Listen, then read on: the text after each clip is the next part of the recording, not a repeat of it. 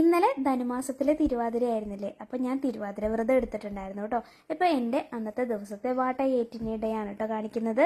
അപ്പോൾ ഫസ്റ്റ് തന്നെ വിളക്കൊന്ന് കത്തിച്ച് ഒരു ഗ്ലാസ് വെള്ളത്തിൽ തുളസിക്കതിർ ഇട്ട് വെച്ചിട്ട് ആ വെള്ളം കുടിച്ചുകൊണ്ടാണ് കേട്ടോ നമ്മുടെ ദിവസം സ്റ്റാർട്ട് ചെയ്യുന്നത്. അപ്പോൾ ഇന്നത്തെ ദിവസം അരിഭക്ഷണം ഒന്നും കഴിക്കാനായിട്ട് പാടില്ല, അതുപോലെ തന്നെ നോൺ വെജ് കാര്യങ്ങളൊന്നും കഴിക്കാനായിട്ട് പാടില്ല. അപ്പോൾ തിരുവാതിരയുടെ ഏറ്റവും സ്പെഷ്യൽ ആയിട്ടുള്ള ഫുഡ് എന്ന് പറയുന്നത് കൂവയാണ് കേട്ടോ. കൂവ വിരകിയതും അതിൻ്റെ കൂടെ പപ്പടമാണ്. അപ്പോൾ കൂവ വിരകുന്ന റെസിപ്പി വേണ്ടവരൊന്ന് കമൻറ്റ് ചെയ്യാം കേട്ടോ. അത് ഞാൻ ഡീറ്റെയിൽ ആയിട്ട് വേണ്ടവർക്കൊന്ന് വേണ്ടിയിട്ടൊന്ന് ഇട്ട് തരാം.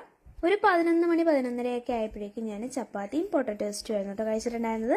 പിന്നെ എനിക്ക് അങ്ങനെ വിശന്നിട്ടൊന്നും ഉണ്ടായിരുന്നില്ല. പിന്നെ വൈകുന്നേരം ഒരു ഗ്ലാസ് ചായയും ചിപ്സും കൂടെ കഴിച്ചു.